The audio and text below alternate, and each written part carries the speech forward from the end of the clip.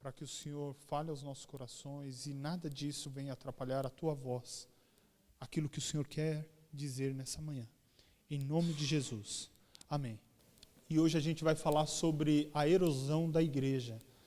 Então, a erosão, ela vai, pouco a pouco, tirando parte da terra, e ela forma um gigante buraco, e ali não se produz absolutamente nada. Só mato mesmo, porque a erosão acaba com parte da pastagem, com parte da floresta, se houver. Com floresta é difícil acontecer, mas com campo aberto. E a gente tem visto, pensando no nosso contexto, que a gente vive hoje a pós-modernidade. O que quer dizer a pós-modernidade? A pós-modernidade quer dizer o seguinte, que nós vivemos um momento em que não existe verdade absoluta. Tudo pode ser refutado, tudo pode ser questionado. Prospera o caos, não existe instituição, não existe conceito, nosso preconceito pré-estabelecido de família, tudo é relativo, não existe um herói da nação. A pós-modernidade desconstrói absolutamente tudo. Aquele herói que você achava que era herói da nação, eles vão desconstruindo a ponto de não ter um referencial. Tudo é desconstruído a ponto de você não ter absolutamente nada. Tudo é questionado, tudo é refutado. Não existe heróis, não existe conceitos pré-estabelecidos. E a gente vê que isso vai chegando na igreja e vai alterando a nossa concepção. E não só a nossa concepção, mas hoje, se você sair na rua e perguntar a respeito de quem é Deus, o que significa Deus? Gente, você vai escutar absolutamente tudo. Tudo. Deus é o passarinho, Deus sou eu, Deus está dentro de mim, Deus é um velho carrancudo que está sentado. Você vai ouvir de tudo. Todos os valores, as instituições, a questão da família, a questão do sexo, do gênero.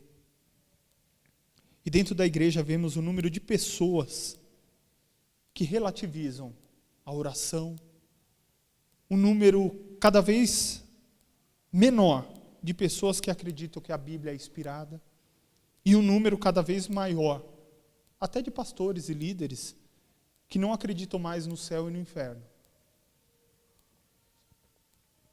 Essa estrutura da pós-modernidade quer dizer que existe uma coisa que sim é quase plenamente verdade absoluta, a ciência. Só ela vale a pena e o resto você pode jogar fora. E aí a gente vê que a ciência ela chega num ponto que ela não tem mais resposta. Ela não tem o que dizer sobre alguma coisa, porque ela não consegue alcançar o nível da criação, o nível de Deus. Ela se propõe a responder, mas não consegue. E essa pós-modernidade tem dito, dia após dia, que só a ciência vale a pena. E que o resto não vale de nada. E como dominó, a igreja tem perdido o seu fundamento, porque tem dialogado com a pós-modernidade, e aí a gente vê uma série de pregações, uma série de ênfases que a igreja tem dado a outra pregação que não a dos apóstolos, a que não do evangelho, e a igreja tem perdido o fundamento, consequentemente, ela tem perdido o padrão da proclamação da salvação, consequentemente, perdido a autoridade da chamada ao arrependimento, e ao final de tudo, perde a sua função, perde o seu sabor, perde o seu diferencial de ser luz em meio à escuridão. A igreja tem perdido. Não vou dar exemplos aqui, até porque não cabe a mim julgar a igreja A ou a igreja B, mas a gente pode ver um número gigantesco de igrejas que têm substituído a verdade do evangelho por metodologia, por métodos de crescimento, por uma teologia focada no ser humano, na prosperidade, ou apenas em milagres. Solta o Lulu aí, pode soltar, deixa ele embora, meu Deus. Prenderam ele ali, agora ele é o dono do quintal. Pega um bolinho e leva ele para fora. Olha lá, já vai, ó. Já. Trancaram ele não gosta de...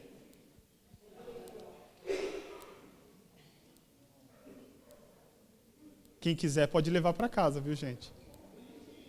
É bonitinho. E é evangélico. Já ajuda.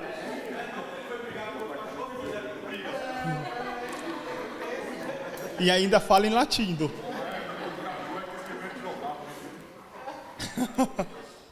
Então, queridos, tem uma série, um número gigantesco de igrejas que tem deturpado o evangelho por um outro evangelho que não o dos apóstolos.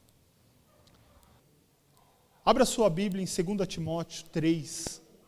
O texto na NVI diz o seguinte: saiba disto, nos últimos dias sobrevirão tempos terríveis. Os homens serão egoístas, avarentos, presunçosos, arrogantes, blasfemos, desobedientes aos pais, ingratos, ímpios, sem amor pela família, irreconciliáveis, caluniadores, sem domínio próprio, cruéis, inimigos do bem, traidores, precipitados, soberbos, mais amantes dos prazeres do que amigos de Deus, tendo aparência de piedade, mas negando o poder de Deus, o seu poder. Queridos, pesado. Um texto pesado. Trata um a um de uma forma pesada. Paulo descreveu um a um de uma forma pesada. E às vezes a gente não analisa a nossa situação, não analisa o nosso contexto. E a gente está deitado em berço esplêndido e tranquilo. Tranquilo. Muito tranquilo. A nossa vida, a nossa igreja é tranquila, a gente não influencia ou não interfere no espaço alheio. Não quero interferir, não quero me intrometer, não quero fazer absolutamente nada. Então nós devemos reconhecer a época em que nós vivemos. Qual a época que nós vivemos? Tempos difíceis, em que pessoas egoístas, arrogantes, soberbos se achegarão à igreja. Pessoas que deturparão o evangelho. Pessoas que deturparão a comunhão. Farão da comunhão objetivo de enriquecimento próprio, objetivo de elevar o ego, massagear o ego. Então, primeira coisa que a gente tem que parar e pensar, vivemos nesse período?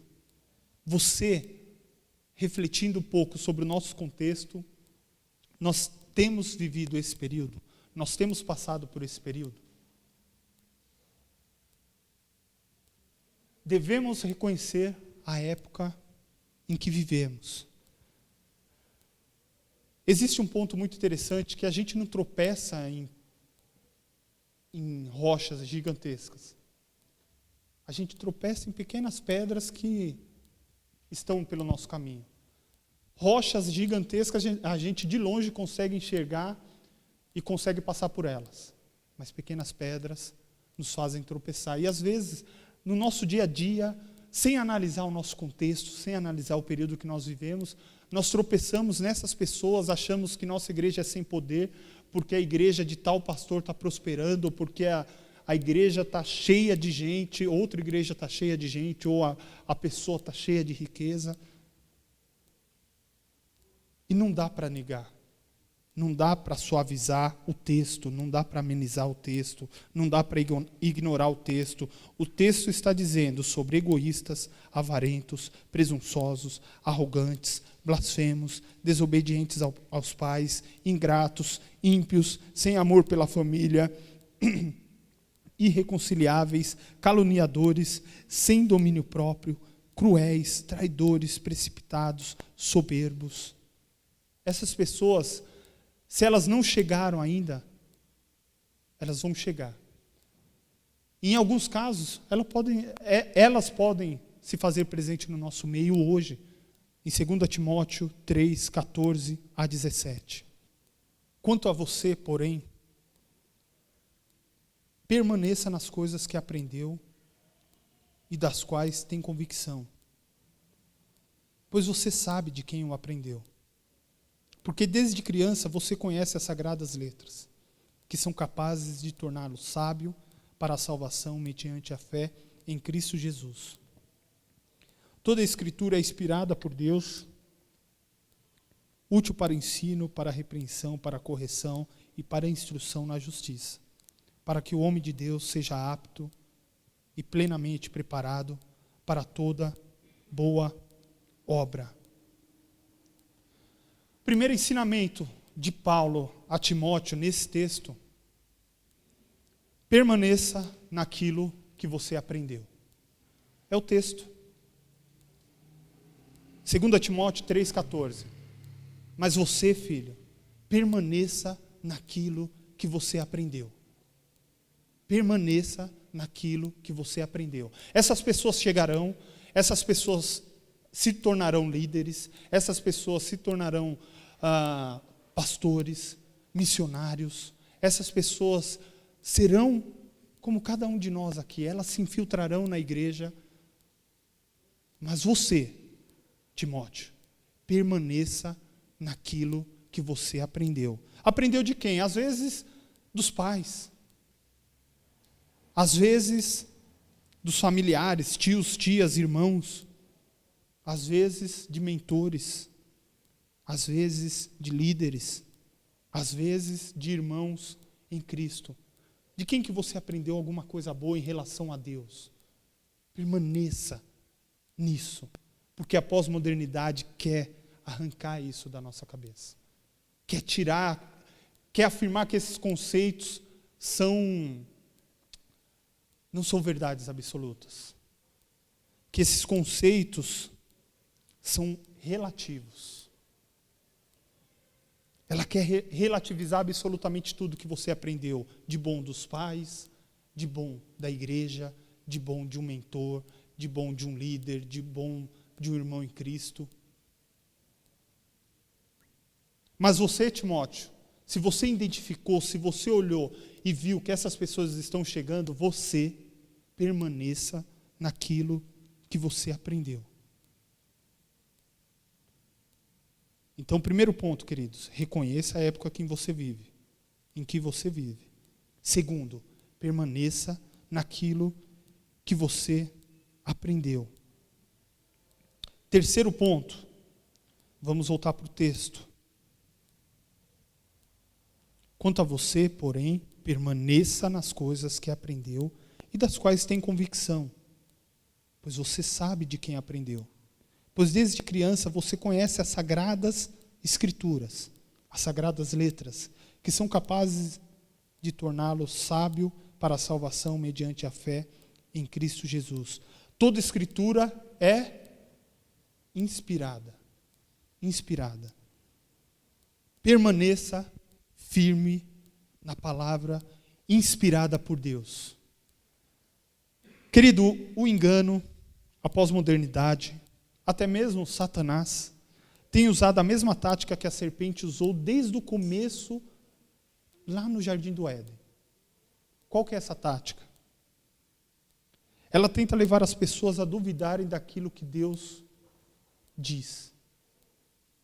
Se você pegar lá em Gênesis 3, não precisa abrir, a serpente fala para Eva, para Adão e para Eva, foi isso mesmo que Deus disse? Vocês não morrerão, vocês serão como deuses, conhecedores do bem e do mal. Foi isso mesmo que Deus disse?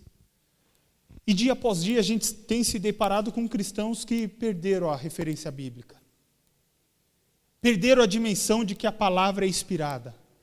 Perderam a dimensão de que a Bíblia é inspirada por Deus, é útil para o ensino, é útil para a educação, para a correção e instrução em toda a justiça.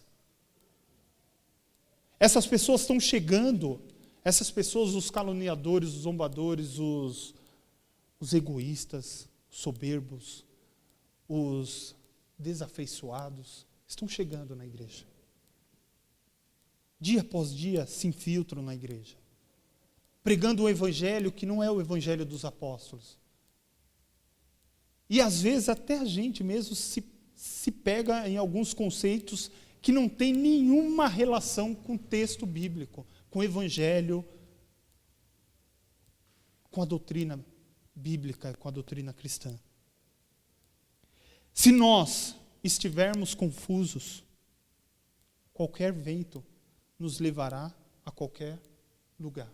Se nós perdermos a referência bíblica, se nós estivermos confusos, qualquer vento nos leva em qualquer lugar. Existe uma frase que diz o seguinte: para aquele que não sabe onde quer chegar, qualquer lugar serve.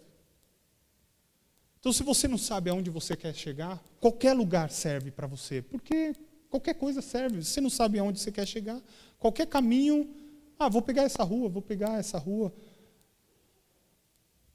Permaneça firme na palavra inspirada por Deus. Se estivermos confusos, queridos, qualquer vento nos levará em qualquer direção. Se você estiver confuso em relação a se de fato a Bíblia é inspirada ou não, qualquer coisa, qualquer notícia, qualquer doutrina, qualquer texto vai te alimentar muito mais do que a própria verdade bíblica. Quarto ponto. Permita que a verdade cumpra em sua vida os propósitos que ela tem para você. Permita que a palavra inspirada por Deus cumpra os seus propósitos em sua vida. Se a palavra é inspirada, ela traz benefícios. A palavra visa transformar a nossa vida e edificar a igreja como noiva de Cristo. E não devemos nos achegar a ela em busca de informação histórica, mas em deixar-se transformar por ela. Na vida da igreja, a palavra inspirada é útil para o ensino, para a repreensão, para mostrar a quem cometeu algum delito, para a correção, o endireitar, para a instrução na justiça. Mas agora, se a palavra não for inspirada, ela não serve para correção, ela não serve para ensino, ela não serve para absolutamente nada. E é justamente isso que a pós-modernidade quer pregar. Que essa palavra, ela tem coisas boas e coisas ruins. Então você aceita as coisas boas e o resto você pode jogar fora. Se ela for tratada dessa forma, queridos, se não existir uma verdade absoluta e um padrão moral, qualquer padrão serve. Qualquer coisa serve. Não, isso aqui eu vou aplicar, isso aqui não aplico porque ela não é inspirada. Ela é parte inspirada, algumas coisas não são, então eu aplico o que eu quero. Logo, quem é o detentor, quem é o juiz, quem é o dono do direito de interpretar ou não sou eu. E a Bíblia é um meio da comunicação de Deus. Um meio. Então, se a palavra não for inspirada, ela não pode ser fonte moral, ela não pode ser base para ensinar alguém, ela não pode repreender, corrigir ou endireitar alguém. Se a pós-modernidade estiver plantando em cada um de nós que eu devo escolher aquilo que eu creio ou não da Bíblia, eu tenho que retomar, como Paulo ensinou a Timóteo. Volte à base, volte à pilastra da fé, volte aos marcos espirituais, volte ao centro da sua fé, volte à sua identidade.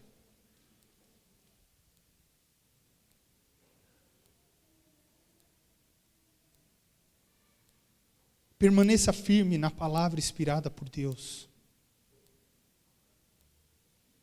Porque a pós-modernidade tem dito que ela não vale absolutamente nada. Será que foi isso que Deus falou para você mesmo? É o discurso da serpente há não sei quantos mil anos atrás. O mesmo discurso, não renova, não tem outra tática, é a mesma tática. E vai minando, será que essa palavra é verdade? Será que eu tenho que aplicar na minha vida? Isso aqui é muito pesado. Isso aqui é para aquele contexto. Isso aqui é para aquele momento. Isso aqui não vale para hoje, para o século 21. Eu sou a autoridade da interpretação. E hoje eu interpreto de uma outra forma. Isso aqui era para aquele... Paulo era um arrogante. Paulo era um judeu que menosprezava as mulheres. Isso aqui não tem nada a ver.